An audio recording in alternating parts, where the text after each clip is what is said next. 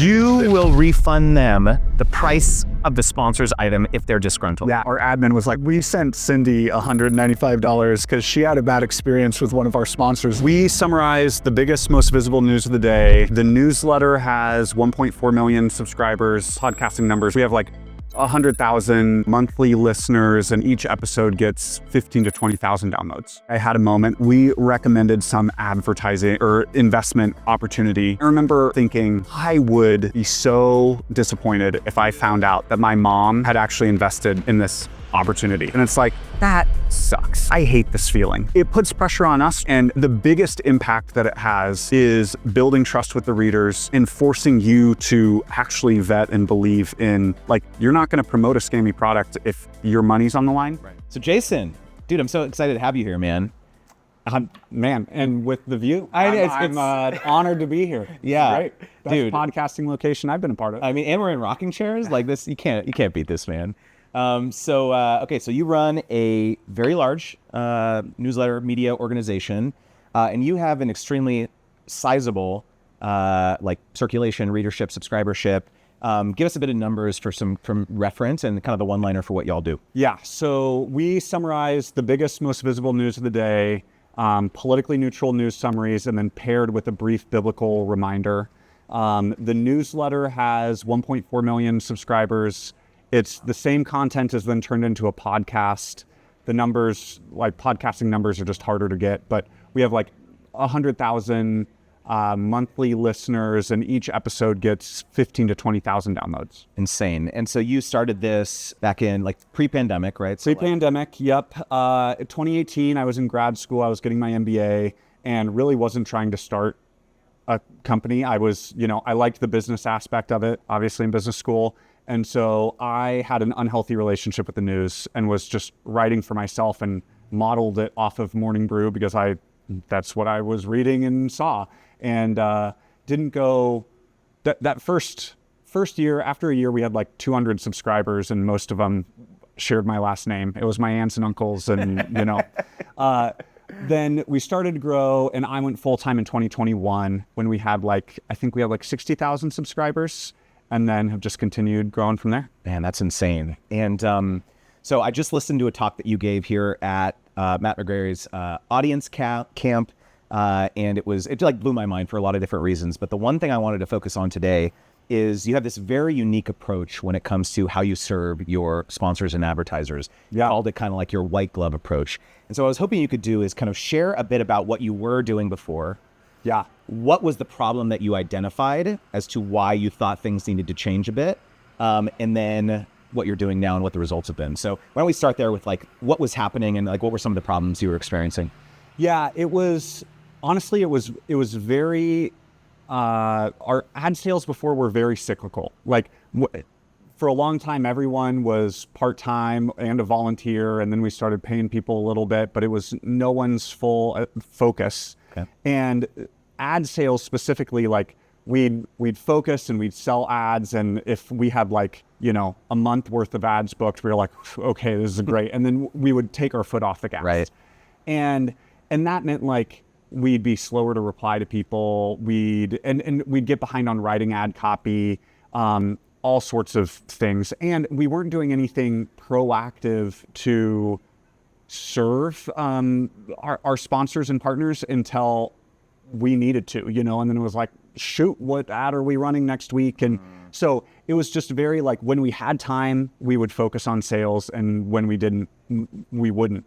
And what ended up happening is like, then we'd get behind on ad sales and our standards would lower. We'd, kind of desperately offer more discounts, but try to like not seem desperate, and like, it was just kind of, so we'd go through these cycles of like kind of panic, and then we'd feel really good. And so that was, and specifically it was September of 2023. What's funny is we hired one of our partnerships managers came on a couple months after this, just like in the valley. And it was bad. And she was a trooper. And, but it's like, we've had another partnerships manager come on since then. And we're like, Ellie, you don't understand like what suffering is. You've only been here during the good times. Right. And we raised prices too quick, and weren't providing the value, and just felt like we had kind of been on a hot streak, and we're like, we got this. So we raised prices too quick, and we started accepting bad sponsors. It was just all about like, man, how do we increase the CPM that we're charging, as opposed to providing value to the sponsors and the readers. Interesting. And so to what degree at that kind of low point was it about like, man, we've got this like this big nut, we've got this payroll, we've got these expenses, and it's like our main business model is advertising. And so was it this like struggle with like, can we even be as like judicious about the types of sponsors that we accept when we have these like obligations, these financial obligations to keep the team going? Was there a struggle there, kind of in that low place where it's like you felt like your hands were tied? I was worried we would get there. We didn't actually get to like payroll panic, but it was like we had always grown, and like for years the pour over was super fun because everyone was a volunteer, and so any money we made was just cool. It's like no one's family depended on this. Right. And it was hard to transition like emotionally for me and be like, man, we're gonna, like, when we hired, me going full-time was one thing, someone else coming on full-time, like that was hard for me to process. And interesting. And so I wanted a big cushion. And so watching the cushion go down, and honestly, it was just kind of watching the dream. Like I had these projections, and it was like, oh, what did I do? Like I messed up these, something's wrong, and this dream is falling away, because we didn't serve people well. So that was more, it was more emotional than I would say like legitimate. And certainly we weren't growing, but it was that we weren't growing and not that like the bottom was falling out. And I guess it's just kind of embarrassing that was enough to tip me over. One thing I'd love to hear your perspective on is that I hear this struggle a lot with creators or media companies, that how do you go from the stage where it's like you and you're doing all the sales and you're kind of on the phone with everyone, to the point where you feel comfortable delegating or outsourcing partnership conversations to someone else? Because I think a lot of times people feel like, well, it's me, I'm the special sauce, like the brands, the partners, they want to work with me because I was the one who started it. I'm the face of it or whatever. I mean, it's a little different for you since you have writers and everything, but like, did you find that transition difficult for you to like pass off what is the most important revenue stream for you to like someone else? Yeah. Yes, it was hard. And two things. One, I think you shouldn't hand things off until you're confident that like you trust someone's capability and their integrity, so it's not micromanaging in terms of like writing the email. I still edit everything. Like there's nothing that the pour over produces that I have not laid eyes on. And some of that, it's just a privilege. We write 3 emails a week. It's not, but I now do much less as we've trained up writers to write the way I want it written, And so I had to go through some of that with the sponsors as well. The sponsorship side of like, hey, there are things we're doing well. There are things I care about, and it's okay to care about those things, like set standards, train them, reinforce like you said it this way, we do it this way, and get them up to the level that you want them at. But then it's always hard to let go. Right. And I think part of what was fortunate looking back is during that time of like when sales weren't going well, we had just hired Emily, who, is phenomenal, really phenomenal. And Nate, who's been my best friend for a long time, he's our head of business. And there was enough capacity over there. And there were other fires going on at the business that just drew my attention. And so there was some level of it just started happening without me. And then the first moment when it's like, oh man, I probably would have inserted myself, but didn't, and it worked out or maybe worked better. It's like, okay, I do need to, these people are competent. I do trust their integrity, and those aren't the issues. The issue is just like pride and holding on. And now like if a sponsor reaches out, I'm like, shoot, I don't even know, like go talk with Emily, go talk with Ellie, and because they just do a phenomenal job. And so knowing that is from someone who wants to micromanage and wants it to be done my way, knowing that like it is such a joy. Our partnerships like sales team is way better than me at it now. And it is such a joy, and it is so cool to have invested in a team that can do it the way I want it done and better and take it. So like it's worth the effort of going through that pain, you know, of like having to let go and having it done not perfectly when you want, because now I don't have to do it at all. Right. So one thing I would love your perspective on is like, when did you decide like, okay, I want to know like about your experience working with like agencies or brokers or partners or something where they're taking a cut and they're saying, hey, we'll handle all the ad sales for you. You don't need to have an ad sales team. You focus on writing a newsletter. You're great at it. Like, let me take a 20 or 40% cut, or whether it's on the newsletter, the podcast, whatever. I'd love to hear your perspective on like why you ultimately decided like, I want to have this competency in-house. Yeah. Very negative relationship with agencies. You're preaching to the choir here, bro, but go on. Yeah. Go on. No, I think some of this is fortunate. Like I said, I went to business school. I'm not like a creative writer that's just really great at writing and all I want to do is write, and I need to find some way to monetize it. I really like the business side of it. But also the agencies, a like firm line in the sand is we write our ads. And every time we have dealt with like a sponsor that's like, no, we want this creative or whatever, this worked well in another, and we just like literally copy and paste it in, it has never done as well. Literally never once has it done as well. And it's their ad copy. They push back. It's collaborative. We go back and forth. They say, we want these talking points. We've seen this line works well. That's great. You know, and that's super helpful. Right. But agencies, especially those like programmatic or like, hey, we've just given you this sponsor, they're just looking for eyeballs. The problem is not only are you only going to get, 60% of it because they're taking a 40% cut, but you're taking 60% of a much smaller slice because it's just a way less valuable ad. So, I mean, what we did early on, and what I would recommend is, if you're at the state where you're just not filling your ad inventory or something like that, use affiliate codes and things where you can still serve your audience first and foremost, of like, hey, here's a product that I genuinely recommend, and I'm going to write an ad that is well written in my voice and gives a genuine, Jason endorsement of this thing. And I'm going to get 15% on the sales and make no money. But we've at least established this is a premium ad slot, and we're ad supported. It's premium ad slot. We write it. It's like, I recommend good things to the audience. The agency thing, it just, I get the desire. I understand it.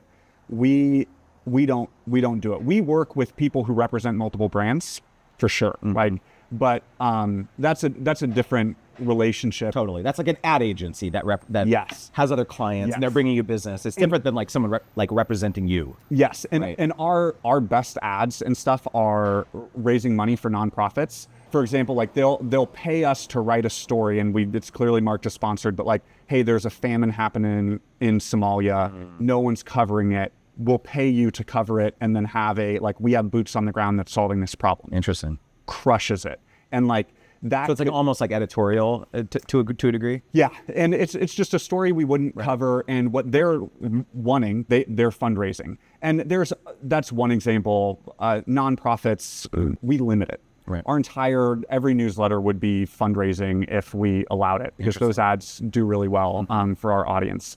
So we limit it. There's like 3 a month that we'll do, and then we do one like campaign every quarter where we like get to be involved in picking the cause and trying to make and all of that is like through an agency that represents and helps a bunch of nonprofits. Not always, but I'd say like the majority of that is, we found an agent who like, they do excellent work at helping excellent nonprofits raise money for real causes that are doing things.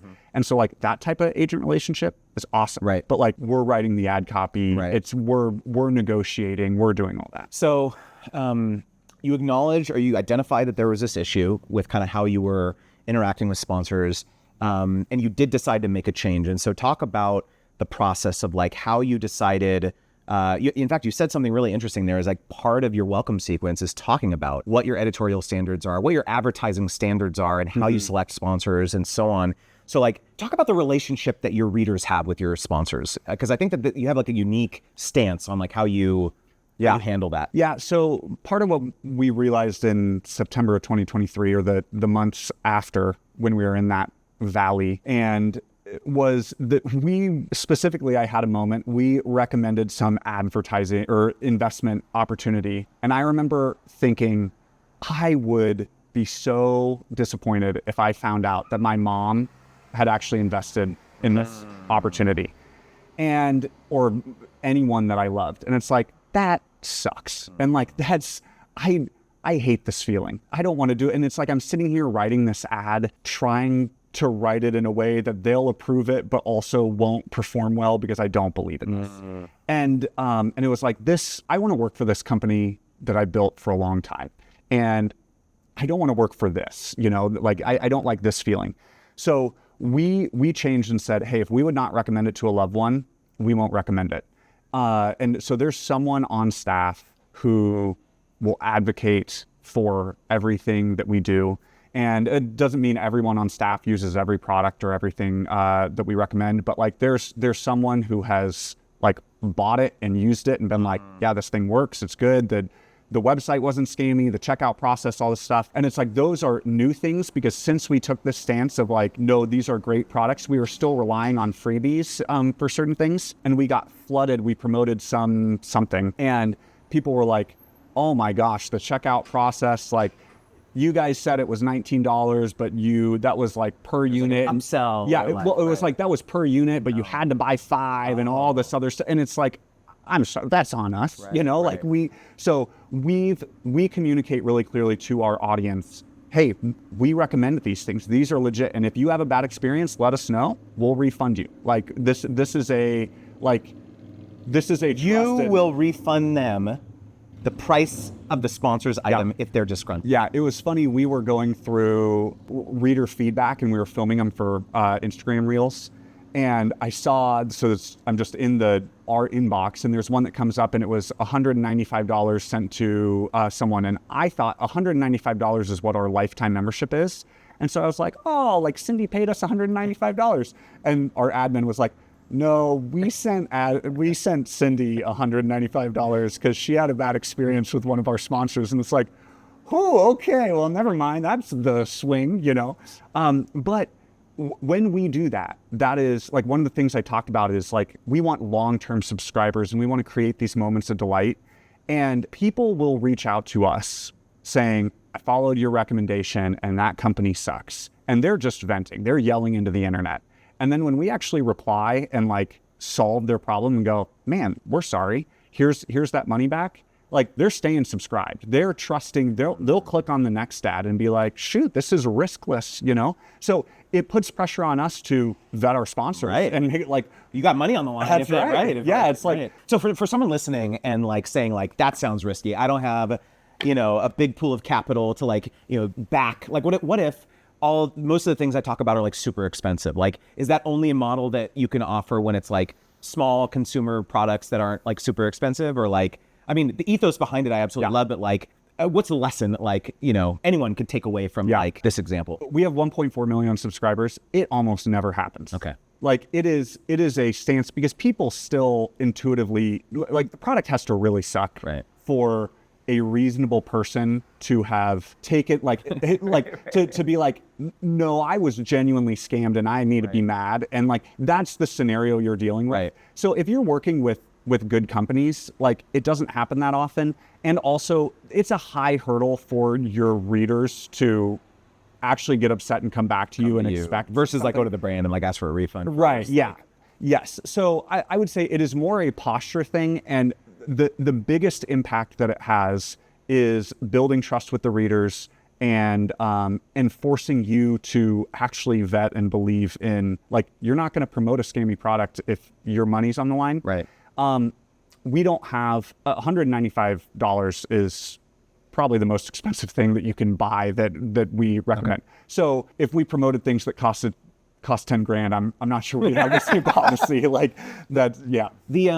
So one thing I'm curious about is that, like, as not many people have the scale that you do in terms of how large your audience is. And I would argue that like 1.4 million email subscribers is worth tens of millions of social followers, right? Because you have just that direct connection with those readers, those audience members. It's just fundamentally different. So one of the things I talk about a lot in my content on the channel and so on is having this bespoke experience with the sponsor where you're asking them about their challenges and what they're really trying to accomplish with this campaign. You were saying something like most of your sponsors are inbound now, right? And so you really don't have to do much outbound. Like you have more demand than you can fulfill. What is your relationship with trying to go after some dream sponsors or dream brands when you can fill all your inventory with people that are coming to you? Has that ever been a balancing act for you? I mentioned that for years, everyone was a volunteer. So like we filled our ads with a couple things. We have almost always relied on inbound. And we've tried outbound a few times and it has rarely worked. That's not to say that it can't. I'm sure you'd be the guy I'd go to. But inbound has been, those are the relationships that last, that there's more grace, there's trust that goes both ways. And so we built that just over time. And that just, there was years where no one was relying on the money that the pour over made. And so we would fill things with affiliate things that we actually liked. And then people would be like, hey, I'd like to advertise. And we're like, oh, cool. And we'd figure that out. And so I don't want to give any, it took a long time to get there. And then the other thing is you have to maintain those relationships. So the way you can rely on inbound is having very low churn. Like when someone comes and starts advertising with the pour over and we get through the first 3 ads, because some products just don't resonate and don't work, and neither of us could have known. Sure. But if you find there's good audience fit, it's like, okay, our hope and expectation is that you're going to be around for years. And similarly, like we'll refund sponsors especially we actually recently went through, we grew less than we had forecast. And we had entered into these year-long contracts with some of our bigger sponsors. And so we just preemptively went and lowered the prices. Interesting. And, so you said your audience is going to be growing at this rate or whatever. And so if you lock in now, we're kind of interesting. And so it's like, hey, you'll get upside if we grow faster. Right. But we grew slower. And it's like, okay, hey, now, so we lowered it. What were their responses when you came back and did that? It overwhelmingly positive. How can it not be, right? Yes, yeah. But again, it's like we did that with our long-term partners, and where we're saying, we want to de-risk advertising with the pour over. Like we need to deliver value to you, and we're going to do that in a way that like hopefully you enjoy working with us, and also you just know you're not going to get screwed over, because that is, especially like I'm in the newsletter industry, obviously there are a bunch of like, oh, we have, 500,000 readers, and it's like, yeah, we like bought the emails, or this list is 20 years old and the people are dead or they've left their job and whatever. And so like people have endless horrible experiences with newsletters. And that, like, for worse, is a reputation we have to overcome. How do you educate the market of someone who said, I bought a bunch of newsletter ads and it sucked? Like, how do you have that conversation with the sponsor to help educate them about why your process is different and why your audience is just fundamentally different? Yeah. Are they receptive to that conversation, or? Yeah. Again, it's we deal with inbounds, so they're already kind of bought in. Yeah, they're at least interested. They see that there's potential value. For us, that conversation goes, hey, like if this works, you're going to stick around, right?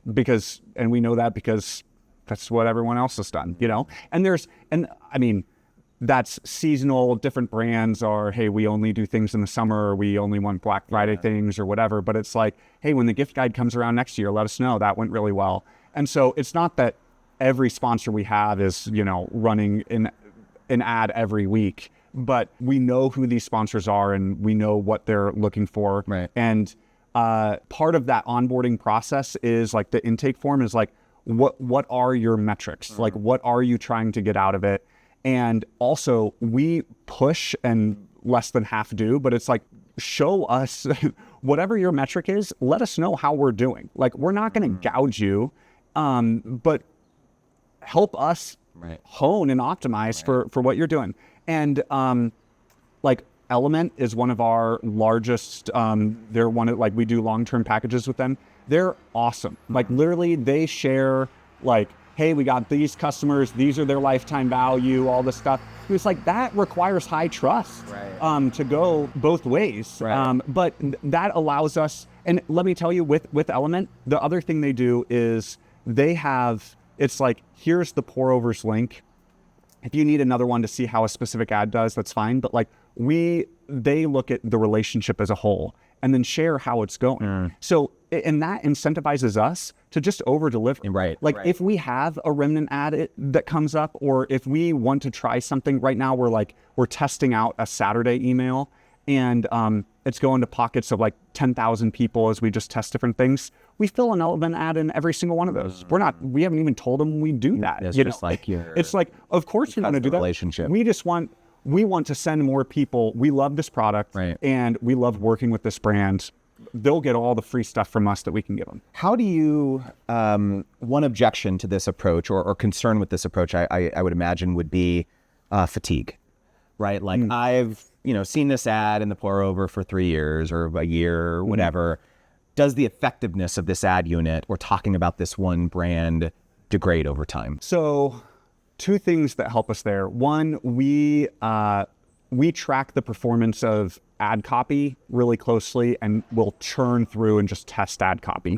Our writers, part of writing for the pour over is you write ads, and you get the products. All our writers drink Element and write about Element and sit there, and there are some ads where it's like, oh my gosh, we have to like, like, for example, Incogni, great product. Team uses it, whatever. We're running out of ideas on how to like talk about what direction. Exactly. But so one, we work really hard to say, we're going to try all these different approaches. We A/B test and say, did this work? Did it not? So like, we're working to try to deliver value. The other thing is, we're fortunate to be growing really rapidly. So like, we've doubled in size over the last year.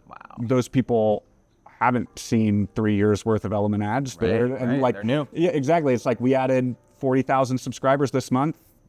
That's a great cohort cohort, and it's like, and also, we know this ad copy does really well, and let's send it to those. Yeah, exactly. They're going to see it for the first time, and they're going to convert. So, are you able to do that level of segmentation or personalization, where you're sending versions of the copy to different pockets of your audience? We don't do what I just said of, hey, this is the best performing ad, let's send it to new people. We don't do that. But what we will do, we do some segmentation. There are some ads that are like male or female specific, or targeting an older audience. Those, we're pretty limited with those, because inevitably what ends up happening is you've doubled your ad inventory. When you like, hey, we have one native ad and half of it's going here, I still have one ad to fill, So we tried that for a while, and it was totally driven by fear of, we were growing, and it's like, no one will be able to afford spending more money. Like the amount that we're charging every advertiser in the world, that's the cap of their budget, And so we need to segment our audience so that we can do it. And it doubled the work, and it was not worth it. So what we segment our audience, we split it. Almost every email we send, there's 2 versions of it, but that is to test ad copy, it's occasionally to target specific segments. Interesting. But that's very sponsor specific. So you talked about this process that you have now, where it's almost like a playbook that you run for new sponsors that are coming in, and then you have a slightly different version of that playbook for existing sponsors. Can you talk about how you approach the fulfillment of these relationships? Yeah, so we call it our white glove guide. And part of what we decided, and part of what we realized in that valley of despair, was we're competing against Meta. Like, all these brands, they're all running Meta ads, and then they run an ad in the pour over, and it does well, but it doesn't scale, and it's higher touch and all these things. So it's like, even if it performs well, there's still this like extra effort to run a newsletter ad, as opposed to just saying, it's just easier to have my team give Zuckerberg more money. They're already doing it. They're not going to stop doing it. So like, we need to remove those barriers. So the goal with the white glove guide is you can book an ad with the pour over in one word. You just say yes. And we have taken like every question, every detail that you feel like you need to feel comfortable booking an ad, we do and we give to you in one thing. So after we've determined, like we've vetted the brand and hey, we're going to promote this and they've reached out, we'll write 2 ad copies and then we send them both and say, hey, we have an ad on this date. It's going to cost this much. We want to run both these ad copies and see which does better. Are you good with this? And if so, then we'll send an invoice. I think we might even attach the invoice there. Like, if you want it, just go for it. And super easy. They're like, oh my gosh, all my questions. And we'll get back like, I don't like ad copy B because of whatever. And so then we rewrite that one or whatever. So there's still, we're open to the interaction. But we want to remove it. If you want the easy button, we've given you the easy button. And then for recurring sponsors, after an ad runs, we go back through the results that we can see. And so we'll be like, hey, it was viewed by this many people and it got this many clicks based on other people in this like category of ad. Seems like you should be happy with that, you know? Or copy A didn't do well, but copy B did well. Hey, by the way, there's 700,000 people who haven't seen copy B. We'd love to, we can sell, do you want to do this date with this price? We'll just run the winning ad copy. And who doesn't, as long as they look at the overall ad and go like, oh yeah, this worked out. And then they go, wait a minute, and that included half of the bad ad copy and we can just send only the good ad. Who isn't going to say yes to that? Or even if they're close and it's like, this didn't really work, but it seems like they know why it didn't work and they've solved that for me. And so it's high touch, you know, and that's Emily's job now. Is she just kind of reviews like every ad, she'll review how it performed and think like, should the sponsor be happy based on everything we know about this sponsor and about this category of product and how many clicks that we saw it got. It seems like this did do well or it didn't. And if it didn't, to like preemptively go and say like, hey, it depends if it's a new category also, because it's depending on what you're selling, right. You know, 100 clicks could be the worst decision ever, or it could be like, holy, this is amazing. Right. So there's some feeling out, but if we know that they're going to be unhappy with how this performed, it's like, the email is like, hey, this ad looks like it flopped and we think it flopped for these reasons and here's how we're going to fix it. Do you want to book another ad with this? And maybe there's some discount if it feels like it was our fault. Like, hey, this flopped because it got hit by spam filters. Right. We've refunded you this thing and here's like the next ad that we could do. To your point about like how looking at your sponsor business relative to other places they could spend money, whether it's Meta or other, you know, the penny saver or like, you know, broadcast TV ads or whatever, there's all these other vehicles that they could use for marketing. How do you handle the pricing conversation? Because you, in that model you just described, you were like, okay, here it is. Here's the easy button. Here's going to be the price.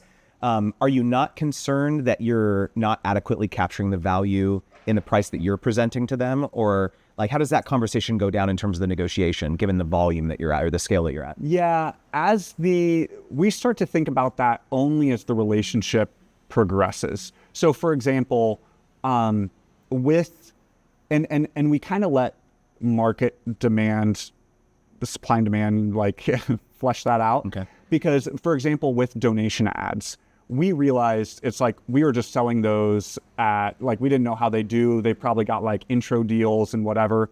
And suddenly they came back and were like, hey, we would like every available ad in the world.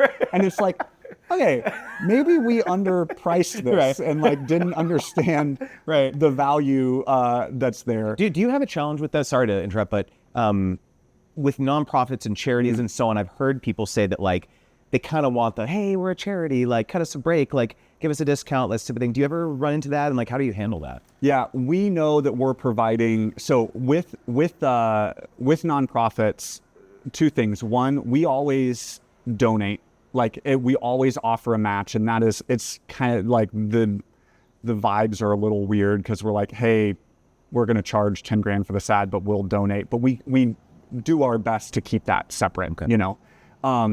So one is like, we vetted and been like, hey, like we'll put money in this.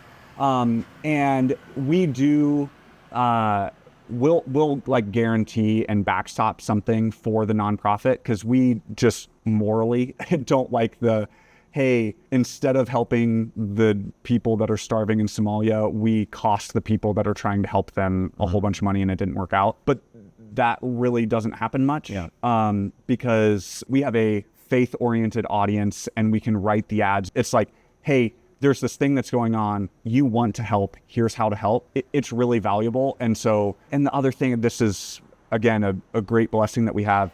There's a lot of nonprofits that are happy to pay. So if one comes up and is like, hey, we just want all this free mention, if it's like connected to a staff member or something and they're like, we really want it, we'll figure out how to do that. Right. But if someone's just, sounds weird, asking, if a charity is just asking for charity and like, because they're a charity, it's like, well, there are a lot of charities that are doing great work and we can partner and help in a broader sense. So, yeah. One big objection that I hear a lot from people who are either kind of sponsorship curious or skeptical about the whole process is they're worried that they will advocate or support a sponsor who ends up doing something really morally reprehensible, or they come out in the news and they, you know, something comes out about someone who works at the brand or at the organization, and then you by association are like, you enable an enabler of that.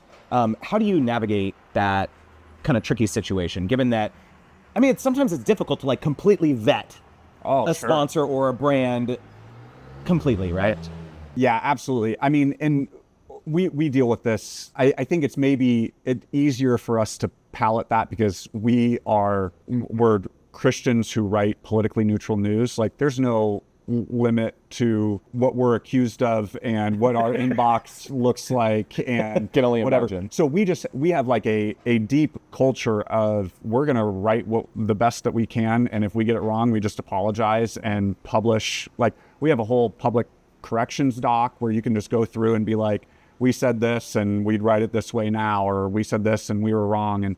And so like if that happened, if the founder of Element came out that had done something horrible, we'd be like, and like implicated the company or they were whatever, we'd just be like, hey, yeah, sorry, we're done with them. And like, and if someone is still upset after that, it's like, okay, well, just leave. Like it's, so that's a deeper partnership. I could see that with like a co-branded or like a joint venture, or this person's literally like the face of your social media. That can get stickier, but with a sponsor, I don't know. It's like, so as you kind of looking towards the future here, like as you think about the scale that you're approaching or at in our moving towards, have you started to think about other unique compensation structures with some of these brands or sponsors where you're taking potentially equity in their business? Because of the fact that you have such a large distribution channel that you could meaningfully change the market dynamics for that product of that sponsor. Has that been something you've considered? No, so we'll do where that would make sense, and where we tried to do that at one point and really wanted a deeper partnership was with it's called Bible Memory Project, I think. The memorization thing? Yeah. I've heard of this. Okay. Yeah. So the guy who runs that is in Iowa. He's like loosely affiliated with or like connected to the church that I go to and a lot of staff go to. Awesome, amazing guy. He makes great t-shirts. And then he created, it's like these bracelets that have the acronym of the Bible verse. And we were like, man, we could. And for a while we did like a verse of the week, and hey, it's, brought to you by Bible Memory Project, and click here and get it. And we were like, man, this could be a much deeper relationship. And so we talked to him a lot about a partnership and doing different things. And it ended up not working out. Like he wasn't interested in it at that point and all that. So something that's missional like that, we're open to. But in general, like also as we look, and part of what I'm hoping to get out of and am getting out of Audience Camp is what we don't have. We are very sponsorship reliant, like ad reliant. That's like 95% of our ads. And we would love to have services and products and value that like we own and can promote. a conference that you can go to, a book, different things where it's like we're providing more value and are able to just sell that directly. So that's where we're going. Always open to a creative business deal if there's mission alignment and stuff, but it's not, also, as we have grown, like I said, we were worried we were pricing people out, and we did. And we've done some creative things to try to not lose touch with small Christian businesses and stuff and still promote them some. But like, there's always a bigger fish. Right. And so, yeah, who knows? Like, we could start advertising for Ford, and Ford doesn't give them any equity, like it doesn't like, so that, yeah, it's not something that's top of mind by any means. Right. Interesting. Well, it's very rare that I get to talk with someone who's at the level of scale that you're at, and especially kind of learn about the kind of ins and outs of their ad operations. So this was such a joy, man. And so if people want to subscribe to The Pour Over and learn more about it, what's the best place to do so? Yeah, thepourover.org, like the coffee, where you can search The Pour Over and where you get podcasts. It's 3 times a week. Politically neutral news, separation, biblical perspective, and would love to have more readers. Awesome. Well, if you want to learn more about how this newsletter operator, I helped her design a $1 million newsletter sponsorship strategy, make sure to click here.